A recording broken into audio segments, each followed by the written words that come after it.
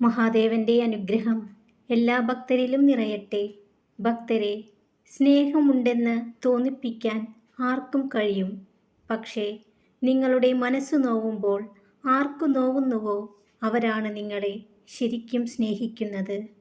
ജീവിതത്തിൽ സ്വയം മാറാൻ ആരും ശ്രമിക്കുന്നില്ല.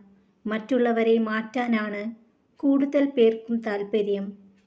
ദേഷ്യത്തിൽ സംസാരിക്കുന്നവർക്ക് അതിലും മനോഹരമായി സ്നേഹിക്കാനുള്ള ഹൃദയമുണ്ടാകും. പക്ഷേ പുറമേ ചിരിച്ചുകൊണ്ട് നല്ല വാക്കുകൾ മൊഴിയുന്നവർക്ക് അതിലും മനോഹരമായി വഞ്ചിക്കാനുള്ള കഴിവുണ്ടാകും. ഭക്തരെ, സന്തോഷമായി ജീവിക്കുക എന്നതാണ് പ്രധാനം. അല്ലാതെ അത് മറ്റുള്ളവരെ അറിയിക്കണം എന്ന് നിർബന്ധമില്ല. ഓർക്കുക, എല്ലാവരും നിങ്ങളുടെ സന്തോഷം ആഗ്രഹിക്കുന്നവരല്ല. ഒരാളുടെ ജീവിത ലക്ഷ്യം അയൽക്കാരനെ തോൽപ്പിക്കൽ ആകരുത്. സമ്പന്നർ അത്യാഡംബര ജീവിതം നയിക്കുമ്പോൾ കടം വാങ്ങിയെങ്കിലും അത് അനുകരിക്കരുത്. ആഡംബരത്തിൻ്റെ ഊതിപ്പെരുപ്പിച്ച മായാലോകത്ത് ബാഹ്യമായ തിളക്കം മാത്രമാണ് ഉള്ളത്. പുകയെ ഒഴിവാക്കി അഗ്നിയെ മാത്രമായി സ്വീകരിക്കാൻ സാധിക്കില്ല. അഗ്നി വേണമെന്നുള്ളവർ പുകയെയും ഉൾക്കൊള്ളാൻ തയ്യാറാകണം. അതായത് ഏത് കാര്യത്തിനും രണ്ട് വശമുണ്ട് എന്നർത്ഥം. ഗുണങ്ങളും ദോഷങ്ങളും, സത്യവും അസത്യവും, കയറ്റവും ഇറക്കവും, സുഖവും ദുഃഖവും എല്ലാം ഇടകലർന്നതാണ് ജീവിതം. ഈ യാഥാർത്ഥ്യങ്ങൾ ഉൾക്കൊള്ളാനാവാത്തവർക്ക് ജീവിതം പൂരിപ്പിക്കാനാവാത്ത ഒരു സമസ്യയായിരിക്കും. വിഷമങ്ങൾ നേരിടുമ്പോൾ ക്ഷമയാണ് ധീരത. നിരാശയുടെ ഇരുൾമുറിയിൽ തളർന്നിരിക്കാതെ പ്രതീക്ഷയുടെ വെളിച്ചത്തിലേക്ക് മനസ്സിനെ നയിക്കുക. നിർത്താത്ത പരിശ്രമവും തോൽക്കാൻ മനസ്സില്ലാത്ത കഠിനാധ്വാനശീലവുമുള്ള ഒരു മനസ്സും നിങ്ങളെ ഒരിക്കലും നിരാശപ്പെടുത്തില്ല. പ്രതീക്ഷ കൈവിടാതിരിക്കുക.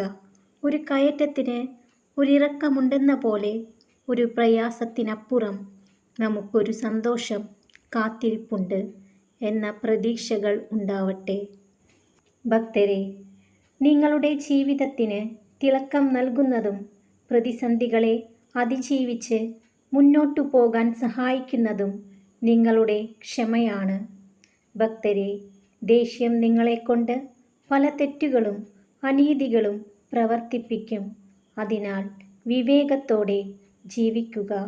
നിങ്ങളുടെ സ്വന്തം ജീവിതത്തിൽ മാത്രം ശ്രദ്ധ കേന്ദ്രീകരിക്കുക. നിങ്ങൾക്ക് എപ്പോഴും സമാധാനം ലഭിക്കുന്നതാണ്. ഭക്തരെ, ലോകത്തിലെ ഏറ്റവും ബുദ്ധിമുട്ടുള്ള കാര്യം സ്വന്തം തെറ്റ് മനസ്സിലാക്കുക എന്നതും അത് സമ്മതിക്കുക എന്നതുമാണ്. മറ്റുള്ളവരുടെ തെറ്റുകൾ കണ്ടെത്തി അത് പറഞ്ഞു നടക്കുക എന്നതാണ് വളരെ എളുപ്പമുള്ള കാര്യം. ജീവിതത്തിലെ എല്ലാ കൊടുങ്കാറ്റുകളും നിങ്ങളെ തകർക്കാനുള്ളതല്ല. ചിലത് നിങ്ങൾക്ക് മുന്നോട്ടു പോകാനുള്ള വാതിലുകൾ മലർക്കെ തുറക്കാനുള്ളവയായിരിക്കും. മറ്റുള്ളവർക്ക് അവരുടെ ആവശ്യങ്ങൾക്കു വേണ്ടി നിങ്ങളെ ഉപയോഗിക്കാൻ പറ്റുന്നില്ല എന്ന് മനസ്സിലാകുമ്പോൾ നിങ്ങളെക്കുറിച്ചുള്ള ചിന്തകൾ അവരെ ഭ്രാന്തി പിടിപ്പിക്കും. അതിൽ നിന്നും വൈരാഗ്യബുദ്ധി ഉടലെടുക്കും. ഭക്തരെ, സ്വന്തം തെറ്റുകൾ സമ്മതിക്കാത്തവരെയും ചെയ്ത തെറ്റിൽ കുറ്റബോധം ഇല്ലാത്തവരെയും കൂടെ കൂട്ടരുത്. അത് നിങ്ങൾക്ക് ദോഷമേ വരുത്തൂ. ഭക്തരെ, കൂടുതലായി ആരെയും ആശ്രയിക്കാതിരിക്കുക. മിതമായതാണ് എപ്പോഴും ഹിതമായത്. പ്രശംസ മാത്രമല്ല, വിമർശനവും ആവശ്യമാണ്. ഒരു ചെടി വളരുന്നതിന് വെയിലും മഴയും വേണം. ജീവിതത്തിൽ അല്പം കയ്പുള്ളവർ ആയിരിക്കുക. മധുരം മാത്രം ഉള്ളവരായാൽ കരിമ്പു പോലെ നിങ്ങൾ ഞെരിക്കപ്പെട്ടേക്കാം. ഭക്തരെ, തിരക്ക് പിടിച്ചവരെ തിരക്കിനിടയിൽ തിരക്കി ഇറങ്ങണ്ട. എത്ര തിരക്കിനിടയിലും നിങ്ങളെ ഇഷ്ടപ്പെടുന്നവർ നിങ്ങളെ തിരക്കി വരും. അല്ലാത്ത തിരക്കെല്ലാം ഒരു തരത്തിൽ അവഗണനയാണ്. സാന്നിധ്യമായാലും സംസാരമായാലും ആവശ്യപ്പെടുന്നിടത്തു മാത്രം ആവശ്യമുള്ളിടത്തു മാത്രം കൊടുക്കുക. ഉള്ളതിൽ അഹങ്കരിക്കാതിരിക്കുക, ഇല്ലാത്തതിൽ വിഷമിക്കാതിരിക്കുക. ഉള്ളത് ഇല്ലാതാവാനും ഇല്ലാത്തത് ഉണ്ടാകാനും അധിക സമയം വേണ്ടിവരില്ല.